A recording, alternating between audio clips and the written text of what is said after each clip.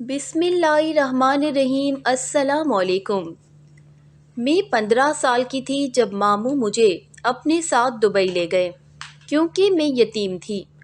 ماموں نے مجھے ایک حبشی کو بیچ دیا۔ نہ تو حبشی میرے ساتھ غلط حرکت کرتا اور نہ ہی کوئی کام کرواتا۔ میں تو حیران تھی۔ حبشی کے گھر میں بوڑھی ملازمہ روز اشاروں سے کہتی بھاگ جاؤ ورنہ تمہارا انجام بھی بہت برا ہوگا۔ میں انجان ملک میں کہاں جاتی؟ جب میں نے اس کی بات نہ مانی تو ایک دن وہ مجھے زبردستی تہہ خانے میں لے گئی۔ میرے تو جسم لرز اٹھ گیا۔ اندر تو میں اپنے ماموں کے پاس رہا کرتی تھی کیونکہ میرے باپ نے میری ماں کو بہت پہلے طلاق دے دی تھی اور میں 5 سال کی تھی تو میری ماں کی موت واقع ہو گئی تھی۔ میرا باپ کون تھا، کہاں تھا، کیا کرتا تھا، مجھے کچھ معلوم نہیں تھا۔ اسی لیے میں ہمیشہ سے اپنے ماموں کے ساتھ رہتی تھی۔ ان کے اپنے بھی بچے تھے اور مامی کو ہمیشہ سے ہی مجھ سے نفرت تھی۔ وہ سارے گھر کا کام مجھ سے کرواتی تھیں۔ میں تو اس پر بھی خوش تھی کہ کم از کم مجھے رہنے کے لیے جگہ تو ملی ہوئی ہے۔ یہی بڑی بات ہے کہ 3 وقت کا کھانا مل جاتا تھا، پہننے کو کپڑے مل جاتے تھے اور میری اس سے بڑھ کر کوئی خواہش تھی بھی نہیں کیونکہ میں اپنی حدود جانتی تھی۔ بچپن سے یہی سب کچھ دیکھتی آ رہی تھی کہ کھانا پکاتی میں تھی اور اچھا اور بہترین کھانا ان کے بچوں کو ملتا تھا، ان کا بچا ہوا مجھے مل جاتا۔ کپڑوں کا بھی یہی حساب تھا۔ جو کپڑے کسی کو پسند نہیں آتے تھے وہ مجھے دے دیے جاتے تھے یا پھر مامی اپنے پرانے کپڑے کاٹ کر چھوٹے کر کے مجھے پہنا دیتی تھی اور میرے ماموں یہ سب کچھ دیکھ کر بھی چپ رہتے تھے۔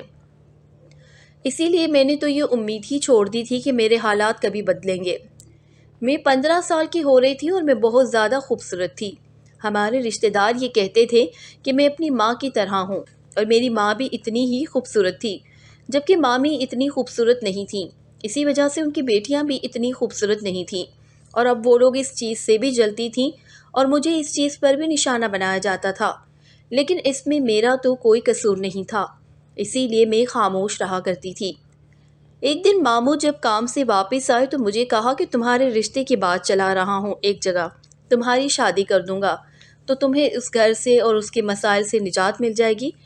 اور میرے لیے شادی یا اس طرح کی کوئی چیز کوئی معنی نہیں رکھتی تھی کیونکہ میں نے کبھی اس بات پر سوچا ہی نہیں تھا۔ لیکن جب ماموں نے مجھے اس سب مظالم سے نجات کی راہ دکھائی تو مجھے بھی لگا کہ میری زندگی آسان ہو جائے گی، اسی لیے میں خوش رہنے لگی۔ ماموں نے کہا کہ اس بات کا ذکر اپنی مامی سے مت کرنا ورنہ وہ اس میں بھی روڑے اٹکائے گی۔ میں خوش رہنے لگی۔ مجھے لگتا تھا کہ میں بہت جلد اس گھر سے چلی جاؤں گی اور میری ساری مشکلات کا خاتمہ ہو جائے گا۔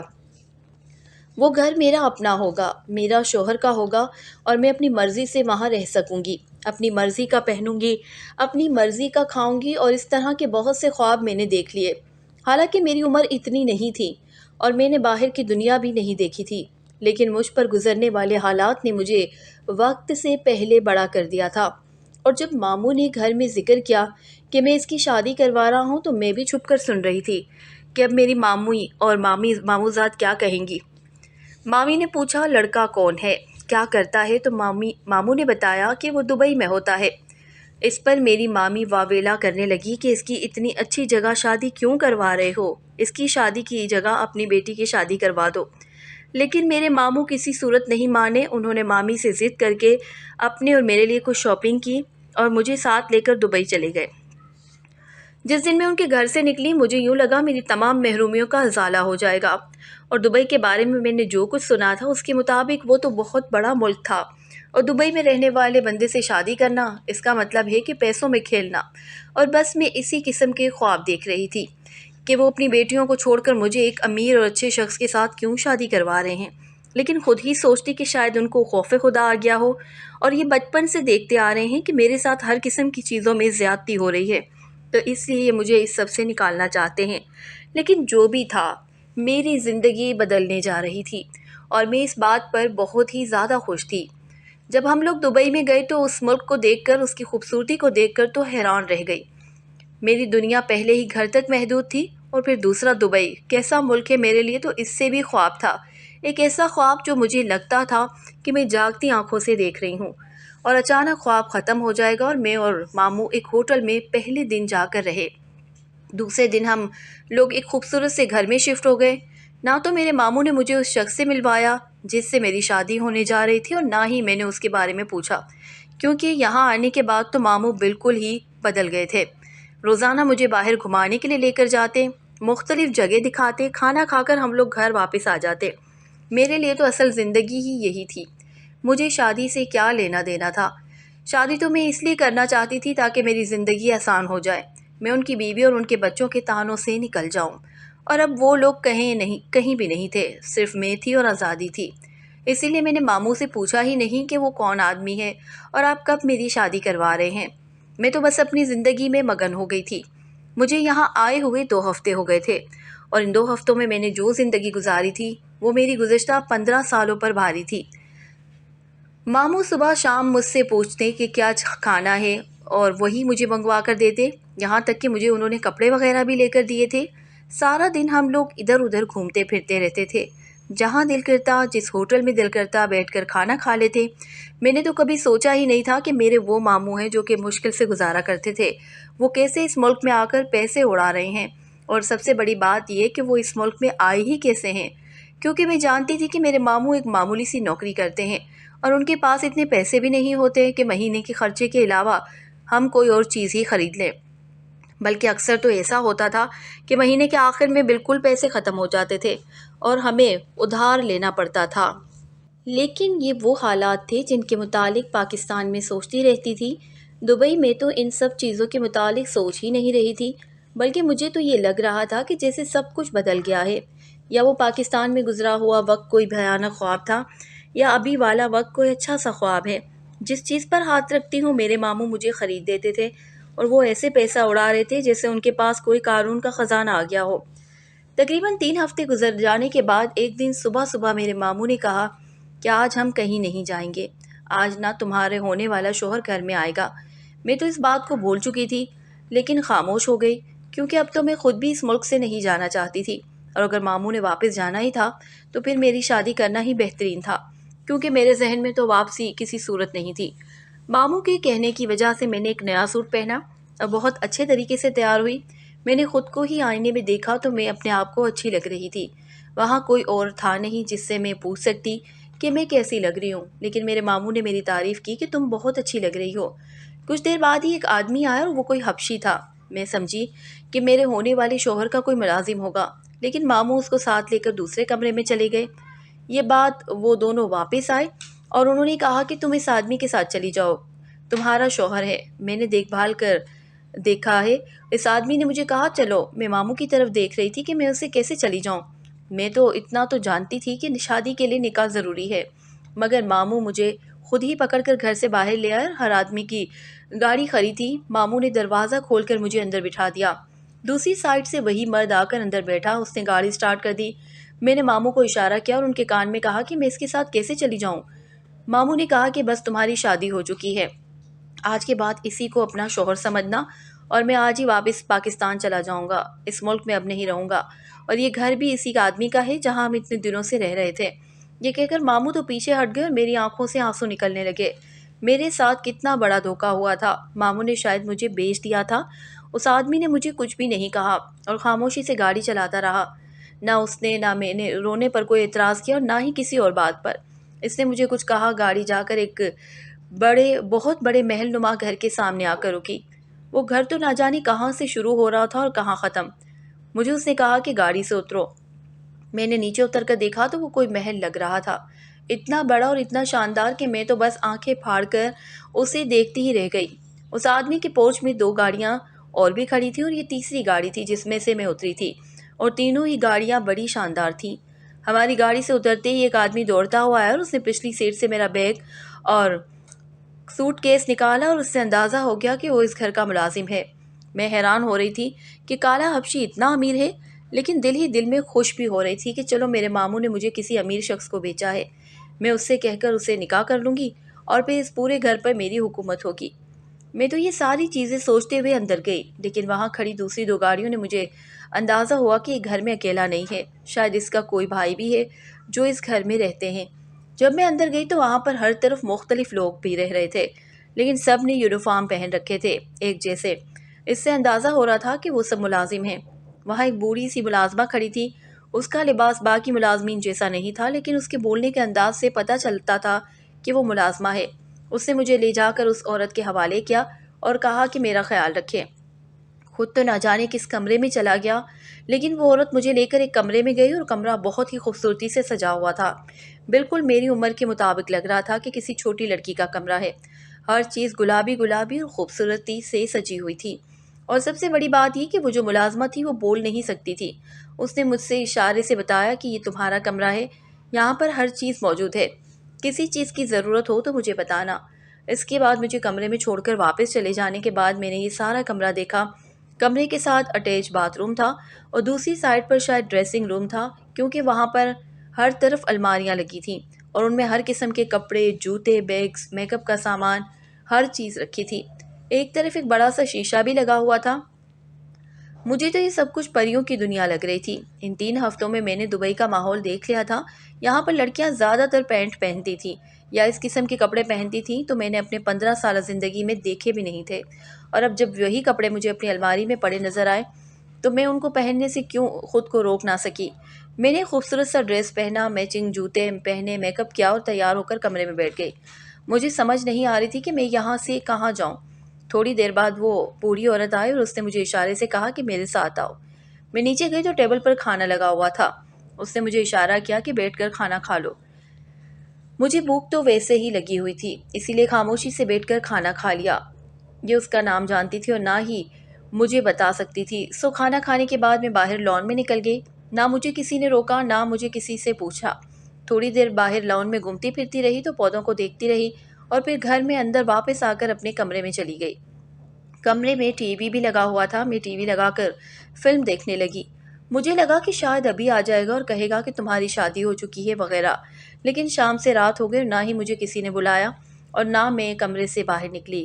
رات کو میں کمرے سے باہر نکلی تو سامنے ہی ایک کچن تھا جس میں کچھ ملازمین کھانا پکا رہے تھے۔ عورت نے مجھ سے اشارے میں پوچھا کہ مجھے کچھ چاہیے تو میں نے اسے کہا کہ مجھے پتہ ہے، میں خود ہی لے لوں گی۔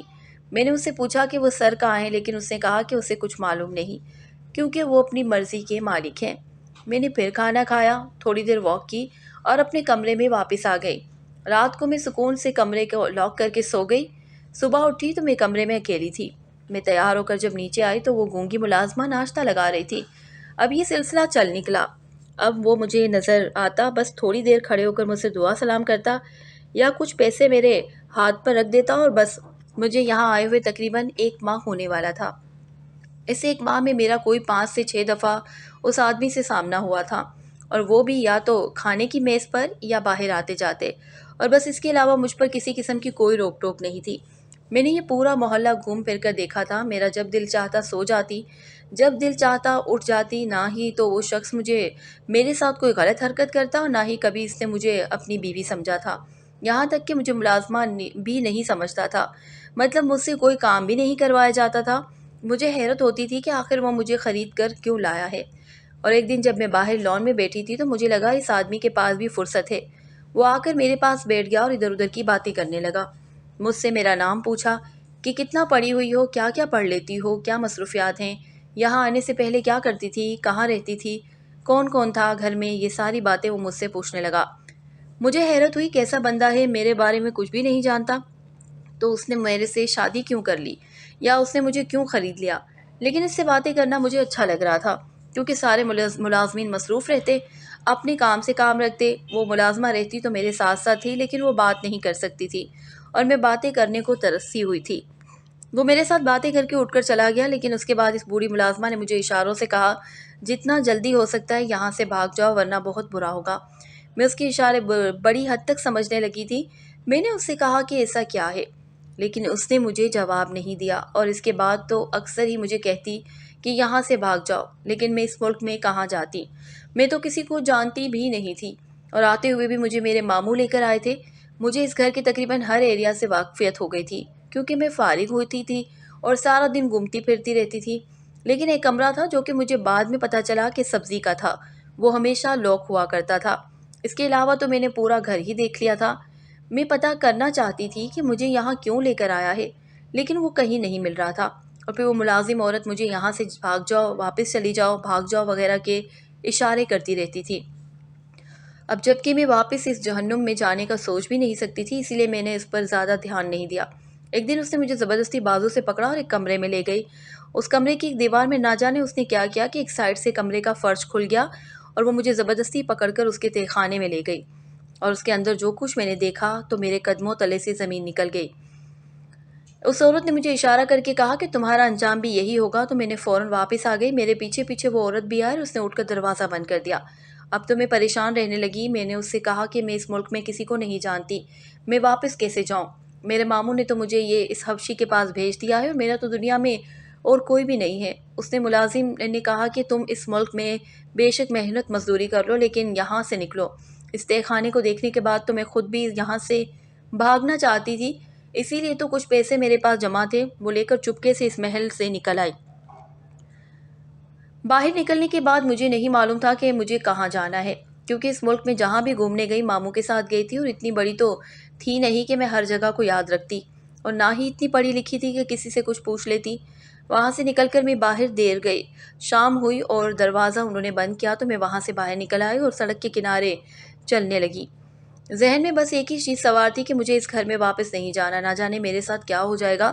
باقی تو کچھ بھی مجھے یاد نہیں آ رہا تھا کہ میں اکیلی ہوں اور ایسے ملک میں سڑک کے کنارے چل رہی ہوں، یہاں بھی میرے ساتھ کچھ ہو سکتا ہے۔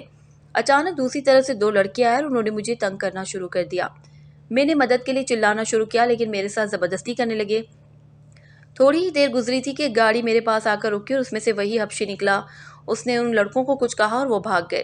اس نے مجھے پکڑ کر گاڑی میں بٹھایا اور بغیر کچھ کہے گاڑی سٹارٹ کر دی۔ میں دوبارہ خود کو اس حبشی کے پاس دیکھ کر پریشان ہو گئی۔ حبشی نے اس محل کی جانب گاڑی لے گیا اور گھر کے پورچ میں گاڑی روکی اور مجھے زبردستی بازو سے پکڑ کر نیچے اتارا اور اندر لے جا کر مجھے بٹھا دیا، اور مجھ سے پوچھا کہ میں کہاں گئی تھی اور کیوں گئی۔ میں اس کا لہجہ سن کر رونے لگی اور میں نے اس کو کہا کہ میں مرنا نہیں چاہتی، جبکہ میں نے آپ کے تہہ خانے میں دیکھ چکی ہوں کہ آپ لوگ شادی کر کے لوگوں کو یہاں مار دیتے ہو۔